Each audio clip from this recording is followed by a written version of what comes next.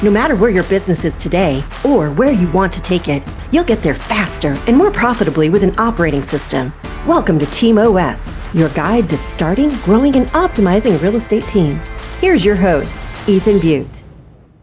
Kendall, thank you so much for sitting down with me. I really appreciate it.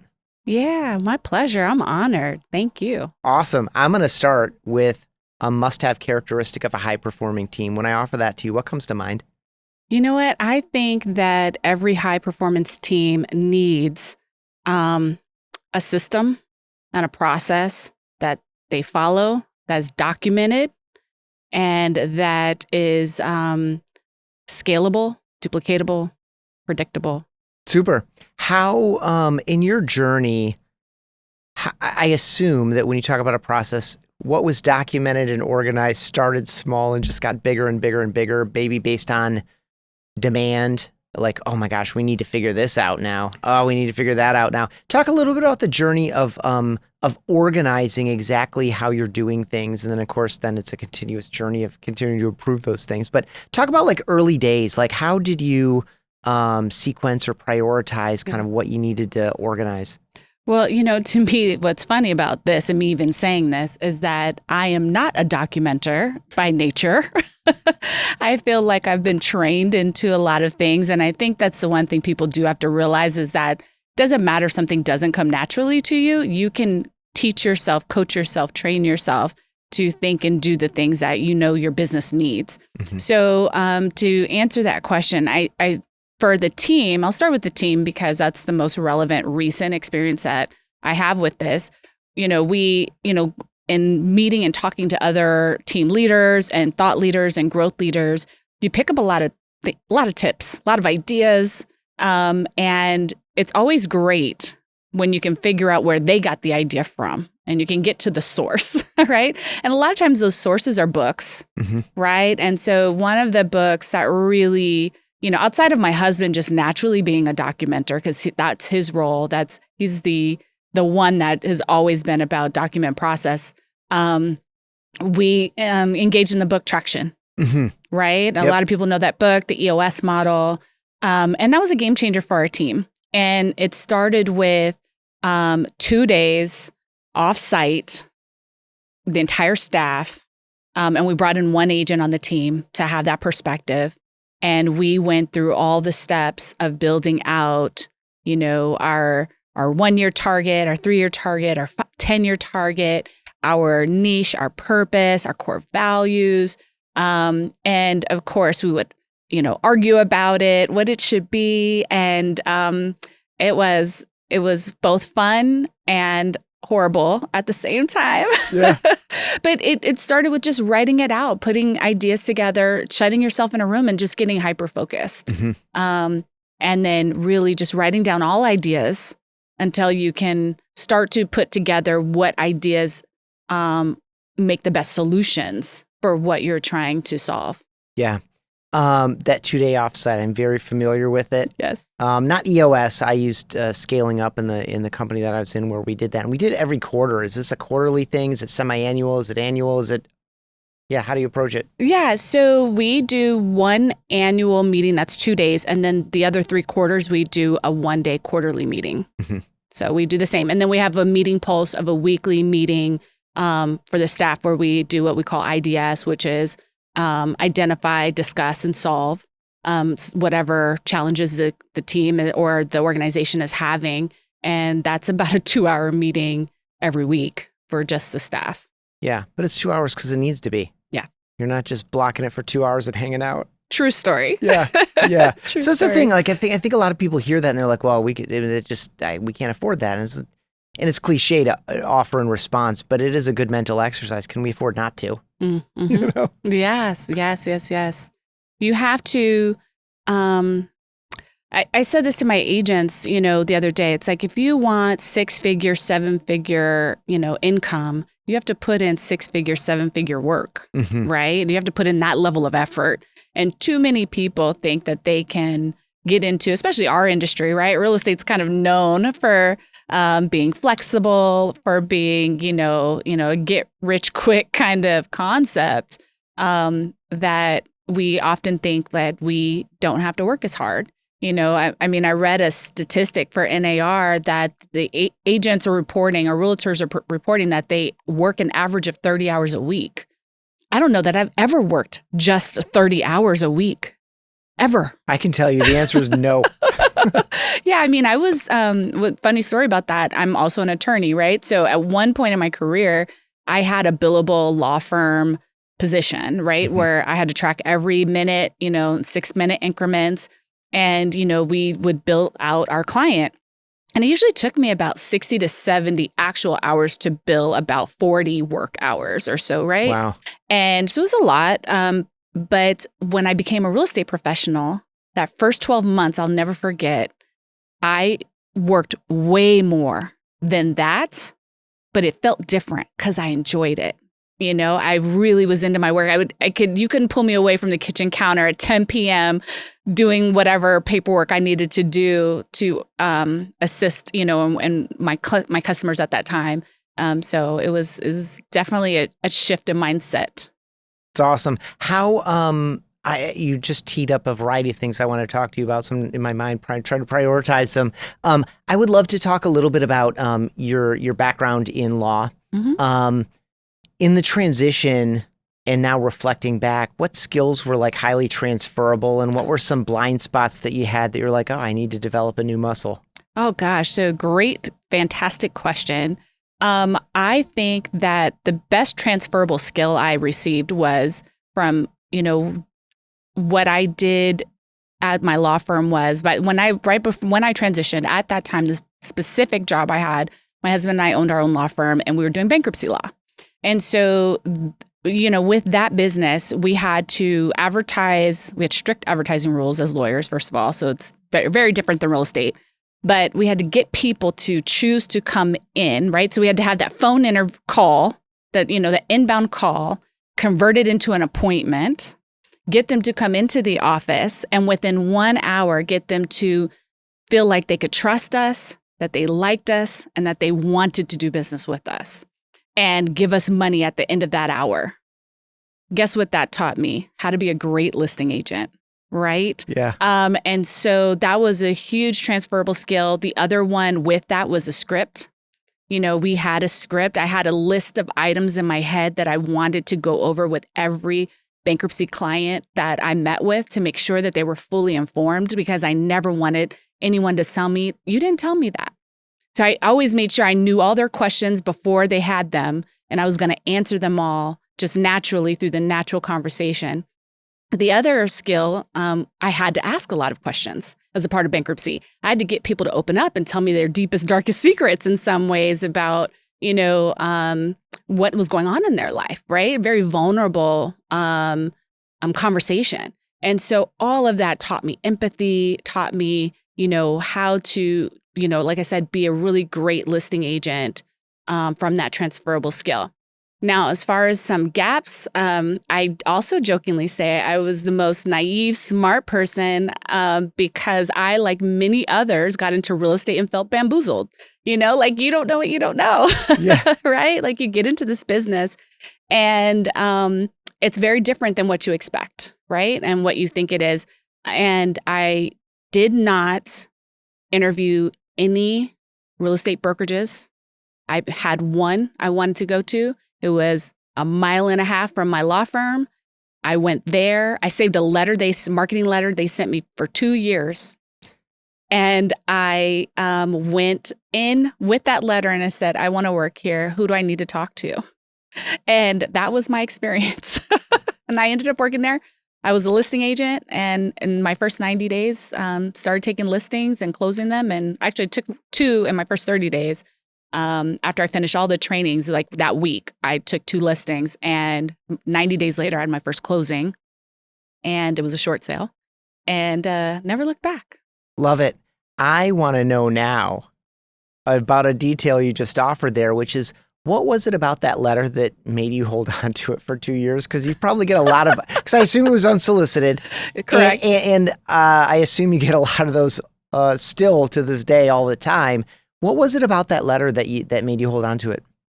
Honestly, it's because I knew the location And it was sat outside of one of the wealthiest communities in the area. And I thought naively that just by working there, I would be able to tap into that business. Yeah. And that's why I kept it. Yeah. Well, I will also say in that response, I mean, this does, you were very well prepared to obviously be a listing agent based on your prior experience. I didn't know that, but yes. Yeah. I didn't realize that at the time, but looking back, reflecting back, 1,000%. Yeah. What was the period from getting into the business to starting your own team, and what was kind of the spark there? What was the vision, and what went well or poorly in that transition? Oh gosh. Okay. So there's a whole brokerage in the middle of that story. Okay. So I when I got licensed in 2011, I fell in love. And so I basically quit my job at the law firm and told my husband, I'm not coming back, but I'm still here, but I'm not taking any more business. And I went right in as a listing agent and started actually making money and doing really well. During that time, I also was able to find a really a niche that was underserved, which was that short sale market. And being an attorney, I had a significant advantage over my peers. So, of course, that led to great production numbers at that time. And so I remember I transitioned to a different company, was recruited for splits at that time because I was such an independent agent. And I remember while I was there, I received a phone call offering me a franchise. And I remember thinking, like, I never want to be a broker. Why would I do that? I love what I do. I'm a listing agent. I'm good. I was generating buyer leads. I was giving them away. Like I even had eventually my second brokerage taught me to have a team. And so I had one buyer's agent, which ironically, since we're at FUBCON, she's here too. She leads another big team in my area. I'm so proud of her. But, you know, I didn't really enjoy even that being a team leader. It just worked because we worked well together as like partners. And so when I was asked to consider a franchise, I thought it was a prank call. I didn't return the call. They had to keep calling me. And eventually they called me and got a hold of me. And what caused me to want to do that particular, like to start another business was my husband was burned out in the law firm. The bankruptcy market was kind of scaling down, which is great, you know, for the world and for you know, our country. But I think he was burned out and needed something else. And my husband's an entrepreneur at heart. I don't care about entrepreneurship. At least I've realized that now. I thought I did, but I really don't care that much about being the business owner. I care about leadership.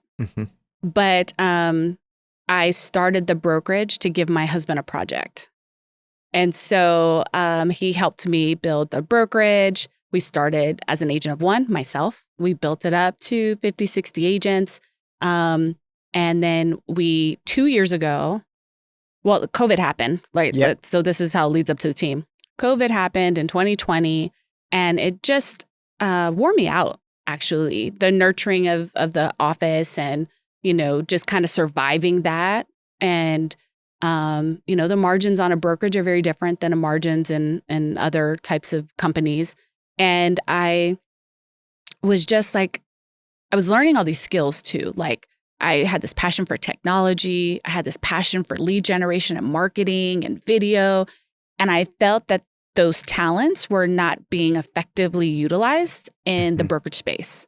And so my husband had been, you know, talking to me a lot about trying to start a team. And I just thought I was a terrible team leader. So I was like, why would I do that? And I couldn't see myself doing it without going back into production myself. And so 2 years ago now, or I'll say 2.5, I had a vision. And I envisioned that I could run a team. I envisioned that I could do it without getting into production myself, and that I could take all the skill sets I had learned as being a broker of record and a leader in my brokerage and transfer that into and pour that into a different group with a different mindset and a different goal.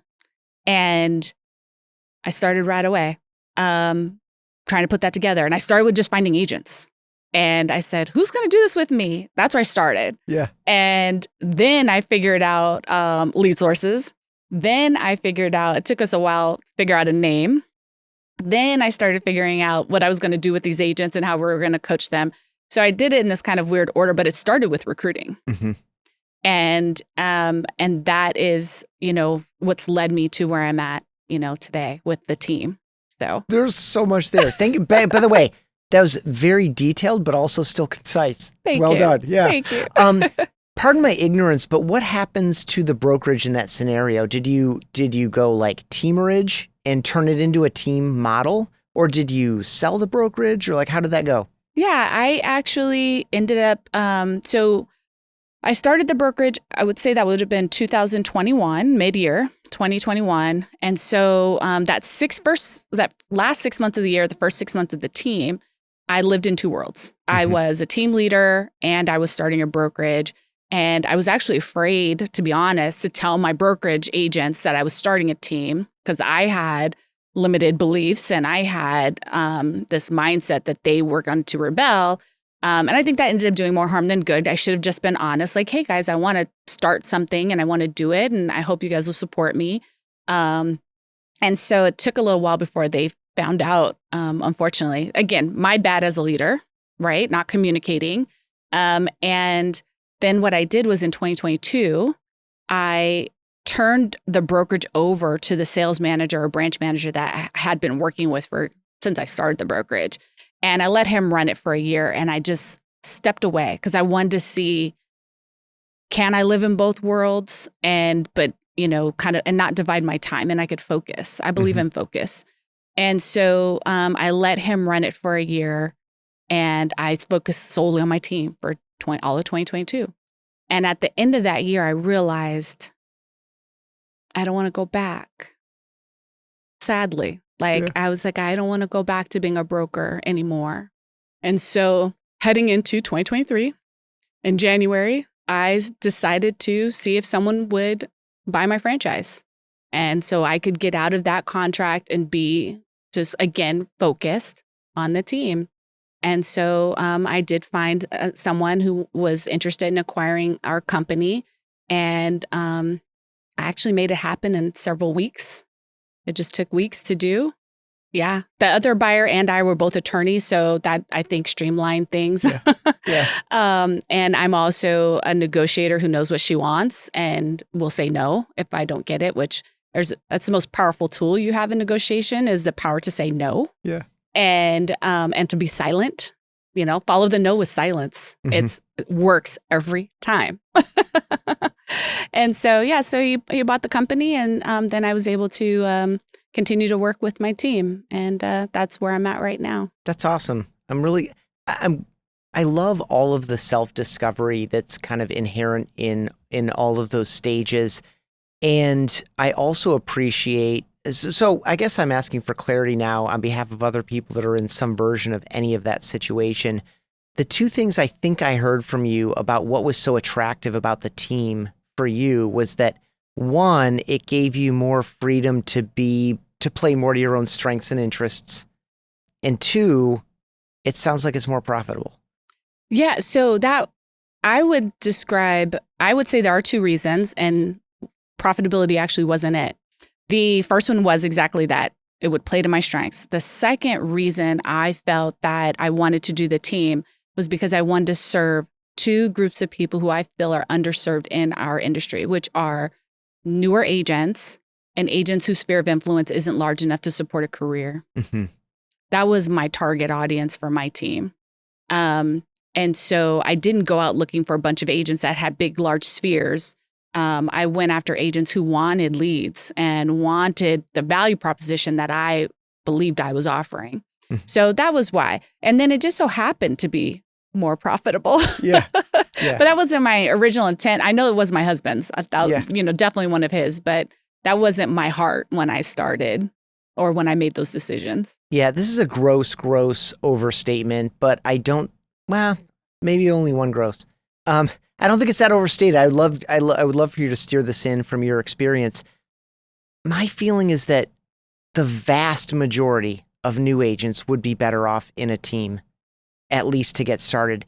Can you imagine any exceptions to that? Great question. I can't. I believe teams are the future. I did a podcast, I don't know, back probably 2019, 2020, where I asked a high performing broker owner with a large organization, as well as the president of my brokerage franchise at that time. And I said, are teams a disruption, a distraction, or I forgot what the other D was, but basically the future, right? Mm-hmm. Like, is this what we're just going to, the new norm? And it was interesting hearing them talk about their perception of teams just 4 years ago. Mm-hmm. And to think about how far teams have come in the last 4 years and how critical they are to the industry. I really do believe that while, because I've lived in both worlds, I've been the broker who didn't have a team, who had teams within her company and tried to find, it's hard to be profitable with teams because they eat up a lot of the margin, right? Mm-hmm. They want low splits between themselves and the broker, and because they need to be able to do that, but they're also funding a lot of services and things that most brokerages no longer do or want to do. And they also can be powerful levers for a brokerage to gain market share, gain volume, gain bodies, mm-hmm. right?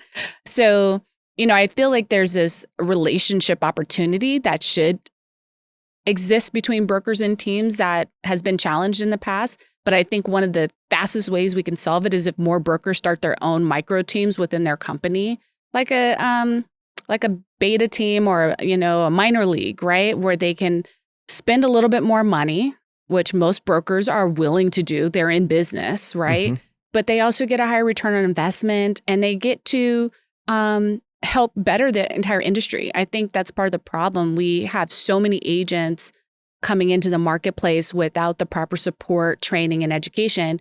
And part of it comes because I think we still have this, everyone talks about mentorship. And I actually can't stand it. I said mentorship doesn't exist in real estate. It's too difficult, right? An agent that has the time to mentor probably doesn't have a lot of business. And the agent that has a ton of business and would be a great mentor doesn't have the time. And so what agents need are not mentors coming in, because mentors are typically free. These are thought leaders. These are people you don't call for every question you have on the planet. Like they're people that kind of give you wisdom and guidance. Yeah. That's what mentorship looks like in reality. So, but what agents actually need when they come to business, they need a coach, they need a trainer, they need someone who's going to actually teach them the details of the business. And that is not effectively done in mentorship, and it's impossible to do it, in my opinion. Yeah. Well, I think, gosh, I'd be surprised if anyone would disagree with that in principle. And it becomes this, like the language that we use. And it happens everywhere. It's not exclusive to real estate. It's not exclusive to this situation. Like I've been talking a lot in these conversations about accountability. It means a lot of different things to a lot of different people. And I think mentorship is just being misused to say someone is going to be assigned to you to field all your questions so that I don't have to answer them. And you would say, that's not mentorship. And I'd say, that's not mentorship, but someone else is calling it that. But yeah, we know that it's coaching and training, probably. Yeah. But, but people are selling, mentorship as this like, hey, I'm going to, just call me if you have a couple of questions. But that's not what these agents need. Right. They need to be proactively taught what to do and how to do it. Yeah. What does onboarding look like for these new agents? Ballpark. I mean, you don't have to drive into all of it, but Well, funny you should ask, because right now we're literally debating shifting our current onboarding process because it's such a heavy lift. I will tell you though, every agent that we've had on our team that's gone through it loves it because it's so comprehensive. Mm-hmm. But our onboarding has been 2 weeks, Monday through Friday, 10 a.m. to 4 p.m. They come in with a binder. They have notes. It's live lecture in person with slideshow. I mean, it's pretty well thought out. And at the end and throughout the process, we do assessments. So we'll do a role play call. So the first call they make isn't with an actual person. It's, with the actual lead, it's with one of us. We do a role play consultation again. So the first time they do it, it's with us. We also have them write sample offers. I don't care how long you've been in the business as an agent. there are so many agents that have not been properly taught how to fill out the contracts.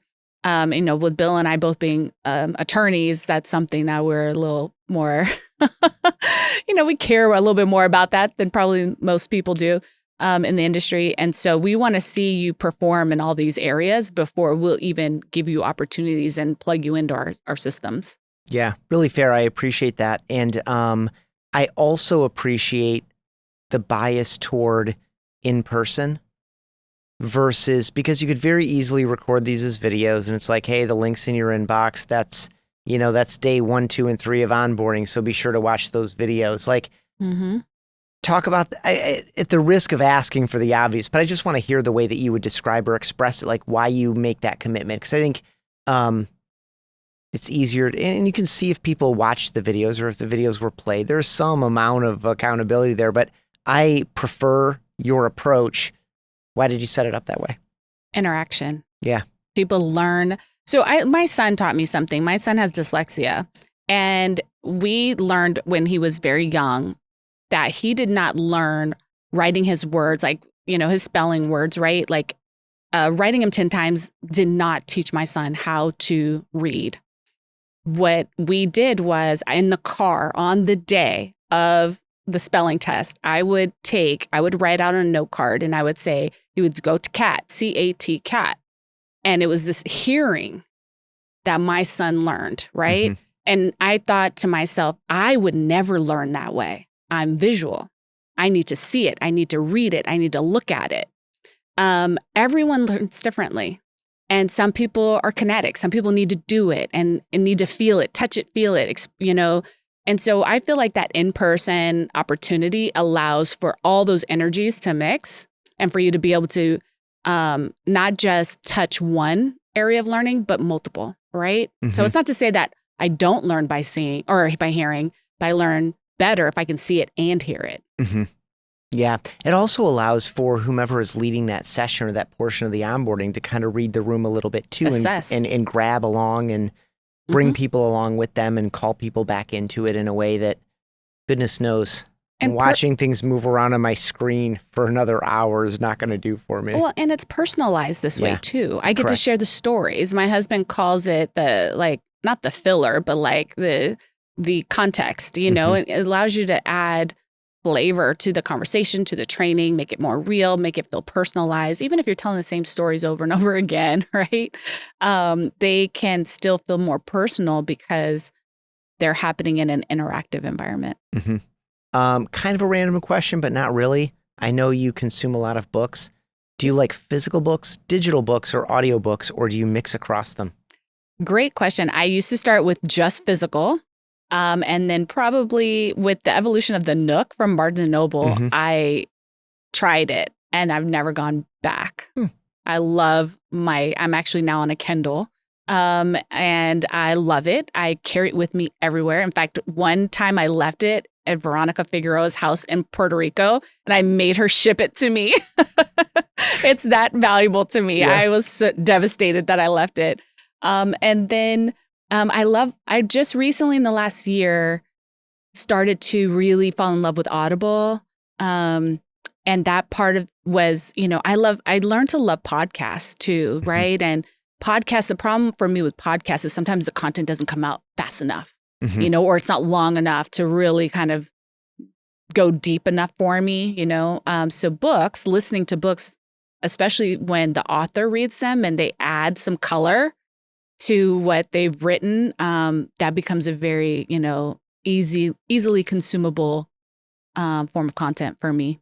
Awesome. I'm with you all the way there. I'm sampling Kindle, but I'm not fully committed. Oh, I'm all in. And audiobooks are tough for me because there's just so many of them are so long. It's hard for me to go. Well, I mean,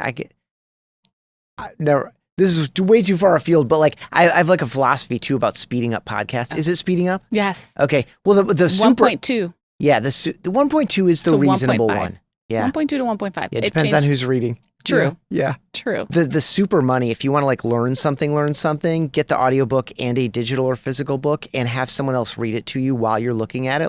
It's full on. That's if you want to learn it. Immersive. Yes, if you want I to learn love it, not that. just experience it. Anyway, also love a huge fan of podcasts with you, obviously. This has been an absolute pleasure. I appreciate you so much. And before I let you go, fun question for you. I would love for you to share either a very frivolous purchase you've made or a cheapskate habit that you continue to hold on to, even though you probably don't need to. Yeah, so I'm going to go with the cheapskate. When I was a kid, my mom used to have me cut the ketchup packets and squeeze them into this ketchup bottle to save money. And I just found that, back then was crazy, but it's actually kind of a thing. So still save those ketchup packets. Love it. It's way better than throwing them away. You might I as feel well like that's so extract their wasteful. value. Yeah, it I don't is. like to waste. Cool. Well, I appreciate you, Kendall, and I really enjoy this time. Thank you. This has been a true honor and pleasure. Thanks for checking out this episode of Team OS. For email exclusive insights every week, sign up at realestateteamos.com.